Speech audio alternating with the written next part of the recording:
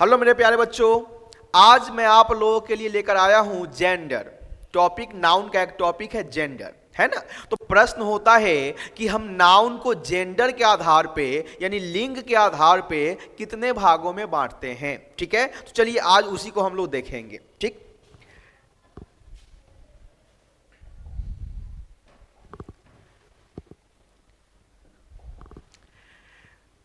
According to gender, gender यानी कि लिंग के आधार पे noun is divided into 4 parts, यानी नाउन को कितने भागों में बांटा गया है मेरे प्यारे बच्चों? 4 भागों में बांटा गया है। Masculine gender, feminine gender, common gender और न्यूट्रल जेंडर। ठीक है, तो अगर आपसे कोई क्वेश्चन करता है कि जेंडर के आधार पर नाउन को कितने भागों में बांटा गया है, तो 4 भागों में, मैस्कुलिन, फेमिनिन, कॉमन और न्यूट्रल। ठीक है बच्चे, चलिए तो सबसे पहले हम बात करेंगे मैस्कुलिन और फेमिनिन के बारे में एक साथ। ठीक है, चलिए मैस्कुलिन और फेमिनिन, है ना। चलिए, आप इसका जो डेफिनेशन है बहुत बुक्स में देखे होंगे, लेकिन मैं इसको थोड़ा सा अलग डिफाइन करता हूं। कैसे समझेंगे? किताबी भाषा को हम बाद में देखेंगे, पहले अपनी भाषा को समझते हैं। मैस्कुलिन जो है वो बना है मसल से। किससे बना बच्चे? मसल। मसल यानी कि मांसपेशियां, है ना। मांसपेशिया जो है वो पावर यानी कि शक्ति का बोध कराता है, इक्वल टू पावर, है ना। और जिससे शक्ति का बोध हो, ताकत का बोध हो, पावर का बोध हो, हम उसे कहेंगे मैस्कुलिन यानी कि मेल। क्या कहेंगे बच्चे? मेल कहेंगे। ठीक है, चलिए मैं फिर से रिपीट करता हूं। मैस्कुलिन जो बना है वो मसल से बना है। ठीक है, क्या है बच्चे?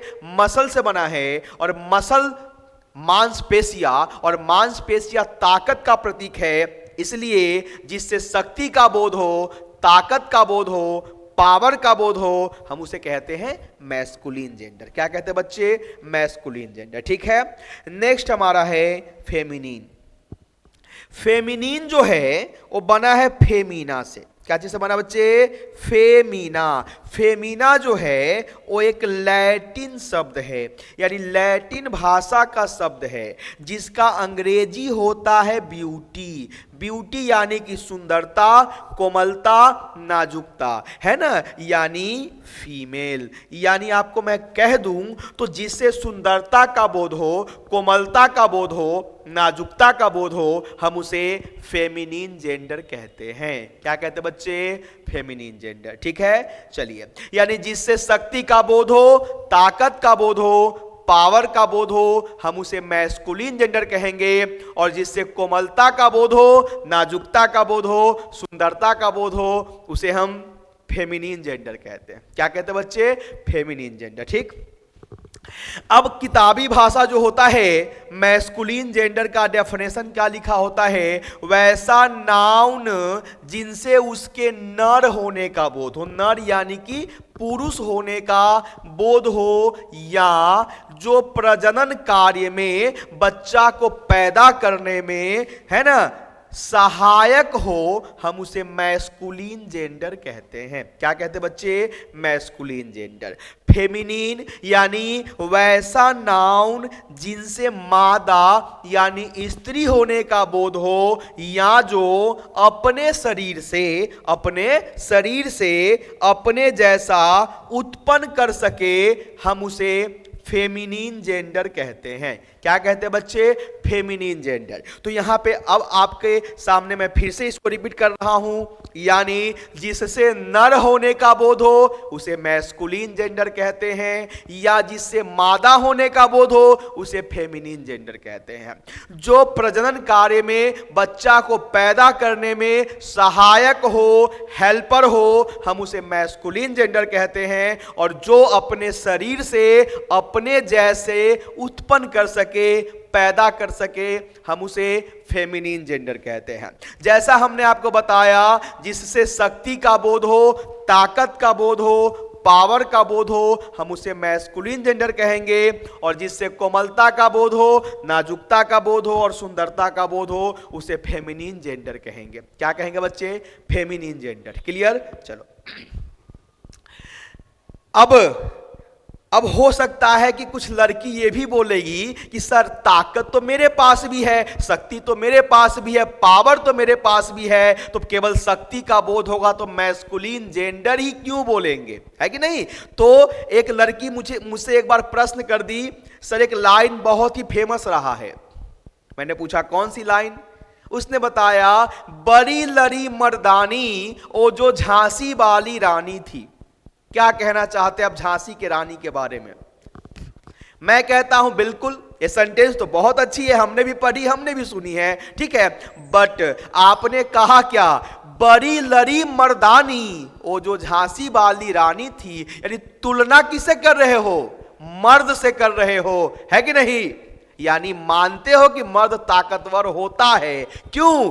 क्योंकि जब भी आप अपने आप को किसी से कंपेयर करते हो मेरे प्यारे बच्चों, यानी तुम उसको अपने से बड़ा मान रहे हो, अपने से ताकतवर मान रहे हो, इसलिए अपने आप को किसी से कंपेयर नहीं करना। तो आपने क्या बोला, बड़ी लड़ी मर्दानी वो जो झांसी वाली रानी थी, यानी आपने तुलना किया किससे, मर्द से। मतलब मानते हो कि मर्द ताकतवर है, नहीं तो ऐसे ना बोलती बड़ी लड़ी जनानी, है ना। तो मेरे प्यारे बच्चों, अब कुछ बच्चे मुझे ये भी पूछ देते हैं, सर दुर्गा जी के बारे में क्या कहना है सर। हमने बिल्कुल सही है ना। दुर्गा जी के पास अपनी केवल खूबसूरती थी, अपना केवल सौंदर्य था, है ना। उन्हें शक्ति मिला ब्रह्मा विष्णु महेश से, समझ रहे हो बच्चे। तो शक्ति आया कहां से, ब्रह्मा विष्णु महेश, है कि नहीं। चलिए, अब ऐसा नहीं होता तो इसका सबसे आसान मैं आपको एग्जांपल देता हूं। लॉकडाउन तो आप सभी ने देखा ही होगा। लॉकडाउन के समय में बहुत से लोग जो है सारे के सारे बाहर जो रहते थे वो गांव में चले हैं, ठीक है। तो गांव में आ गए, और गांव में आने के बाद तो मेरा एक दोस्त का दुकान है दवा का, तो मैं वहीं पे बैठा था। तो एक दिल्ली मॉडल महिला आई, दिल्ली मॉडल यानी कि वो पहले दिल्ली में रहती थी और वो गांव में लॉकडाउन के समय आई थी। तो महिला कहती है मेरे दोस्त को, एक ताकत का दवा मुझे दे दो, है ना। हालांकि महिला लोगों में कमजोरी का समस्या बहुत रहता है, बहुत वीकनेस की प्रॉब्लम रहती है महिला लोगों में। तो आकर के बोली कि मुझे बहुत कमजोरी है, ताकत का दवा दे दो।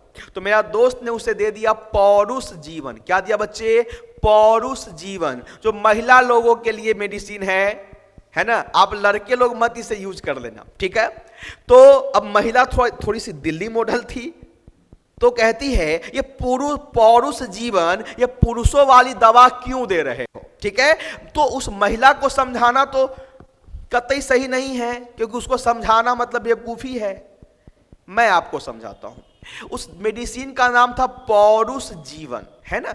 पौरुष जो बना है बच्चे, वो पुरुष से बना है, और पुरुष का मतलब ही होता है ताकत। यानी वो मेडिसिन पीने से बस उसे क्या मिलेगा, ताकत मिलेगा, ना कि उसको पुरुष मिल जाएगा। समझ रहे हो। तो अब डेफिनेशन आपका क्लियर हो गया, जिससे शक्ति का बोध हो, ताकत का बोध हो, पावर का बोध हो, हम उसे मैस्कुलिन जेंडर कहते हैं, है ना।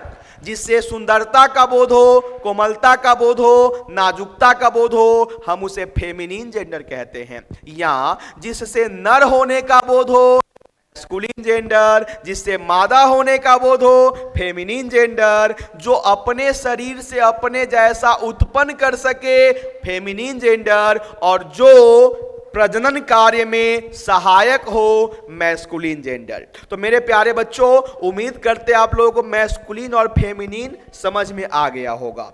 अब बताओ बोआ कौन जेंडर है बच्चे, मैस्कुलिन है, फादर, किंग, अंकल, ब्रदर, ये क्या है, मैस्कुलिन है। Girl, mother, sister, aunty, queen, ये सब क्या है बच्चे, फेमिनिन है, ठीक है। चलिए हम आगे बढ़ते हैं। अब हमारे सामने है बच्चे कॉमन जेंडर और न्यूट्रल जेंडर, ठीक है बच्चे। देखिए कॉमन जेंडर यानी कॉमन का मीनिंग होता है सामान्य, जेंडर यानी कि लिंग यानी सामान्य लिंग, यानी आइदर मेल और female but not clear by name is called common gender, है ना। यानी या तो वो मेल होगा और नहीं तो फीमेल होगा, लेकिन नाम से यह स्पष्ट नहीं हो रहा है कि वो मेल है कि फीमेल है। तो वैसे नाउन को हम क्या कहेंगे बच्चे, क्या कहेंगे, कॉमन जेंडर कहेंगे। क्या कहेंगे बच्चे, कॉमन जेंडर, ठीक है। चलिए फॉर एग्जाम्पल हमने बोला गर्ल, तो गर्ल बोलने से क्लियर हो गया कि हम बात लड़की का कर रहे हैं, इसलिए गर्ल क्या हुआ, फेमिनिन जेंडर। बॉय लड़का की बात हो रही है, इसलिए बॉय क्या हुआ, masculine gender.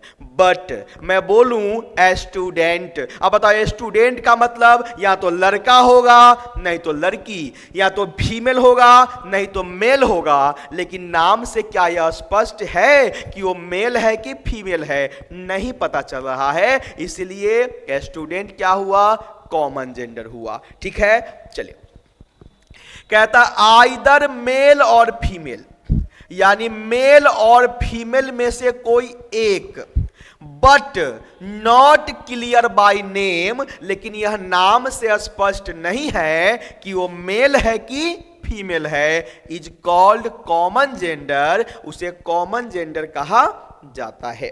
For example student, student लड़का भी हो सकता है लड़की भी हो सकती है, नाम से क्लियर नहीं हो पा रहा लड़का कि लड़की, इसलिए कॉमन जेंडर। टीचर, टीचर लड़का भी हो सकता है लड़की भी हो सकती है। डॉक्टर लड़का भी हो सकता है लड़की भी हो सकती है। मिनिस्टर मेल भी हो सकता है फीमेल भी हो सकता है, इसलिए क्या हुआ बच्चे, ये कॉमन जेंडर हुआ, ठीक है। अब नेक्स्ट हमारा है न्यूटर जेंडर। क्या बच्चे, न्यूटर जेंडर, ठीक है। चलिए अब न्यूटर जेंडर किसे कहेंगे उसको समझेंगे। न्यूटर बना है न्यूट्रल से। न्यूट्रल आप लोग बाइक तो यूज करते होंगे, तो बाइक में एक गियर होता है न्यूट्रल, तो न्यूट्रल गियर में गाड़ी आगे जाती है कि पीछे आती है, तो बोलो सर न्यूट्रल में गाड़ी नहीं आगे जाती है नहीं पीछे जाती है। एक बहुत ही पुराना सॉन्ग था, जिंदगी चलने का नाम चलते रहो सुबह शाम, जिंदगी चलने का नाम चलते रहो सुबह शाम, यानी उसी का जस्ट अपोजिट है मृत्यु रुकने का नाम, जो रुक गया सो मृत है, और जो मृत है वो न्यूटर जेंडर है यानी निर्जीव है। अब आपको एक कंफ्यूजन होता है मेरे प्यारे बच्चों, आप कहते हो अगर आपसे कोई पूछे सजीव और निर्जीव क्या है, लिविंग नॉन लिविंग क्या है, तो आप कहते हो जो सांस लेता है ना, जो जिंदा है उसे हम जिंदा समझते हैं, और जो ऑक्सीजन नहीं लेता है प्रजनन नहीं करता है ना, उसे हम नॉन लिविंग यानी कि जो है निर्जीव समझते हैं। ऐसा कुछ अंग्रेजी में नहीं होता, ठीक है। चलिए तो क्या है समझेंगे। न्यूटर जेंडर कहता है noun that is undeveloped mentally और sexually is called neuter gender, यानी दुनिया का वैसा कोई भी नाम, दुनिया का वैसा कोई भी नाउन जो मेंटली रूप से यानी मानसिक रूप से और सेक्सुअली रूप से यानी प्रजनन क्षमता के दृष्टिकोण से किसी भी एक रूप से अगर फिट नहीं है तो हम उसे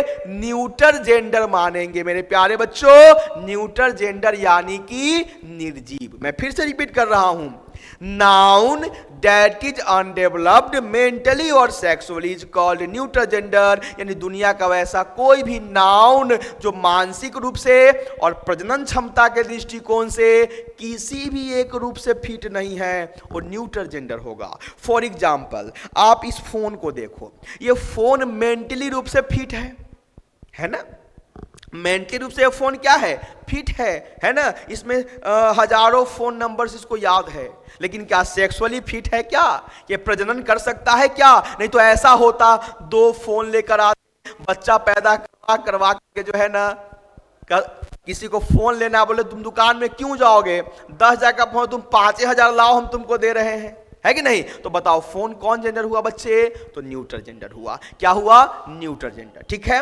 अब कुछ बच्चे कहते हैं सर कैट क्या है, डॉग क्या है? तो कैट डॉग सारे न्यूटर जेंडर होते हैं, सारे के सारे निर्जीव हैं। बोलो कैसे? आप समझो, कोई भी कैट या कोई भी डॉग है तो ये सेक्सुअली फिट है, प्रजनन करता है, बच्चे पैदा करता है, लेकिन क्या मेंटली फिट है क्या? ओ यहाँ पे बाबा इंग्लिश क्लासेज में, मूनलाइट साइंस क्लासेज में आकर के क्या पढ़ सकता है? क्या नहीं पढ़ सकता। यानी मेंटली फिट नहीं है, सेक्सुअली फिट है, मतलब फिर भी वो कौन जेंडर है बच्चे? तो न्यूटर जेंडर है। क्या बच्चे? Neuter gender. यानी कैट कौन जेंडर बच्चे?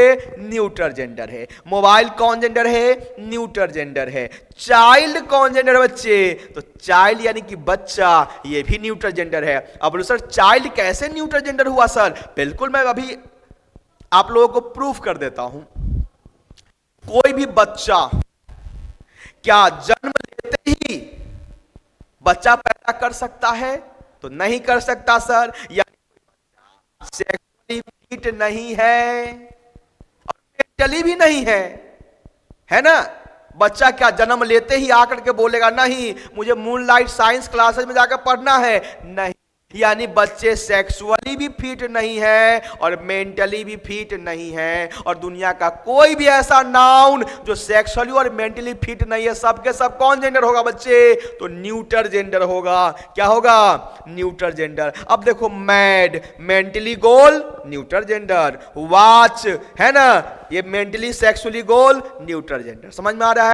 मैं सिंपल सी बात आपको समझा दूं।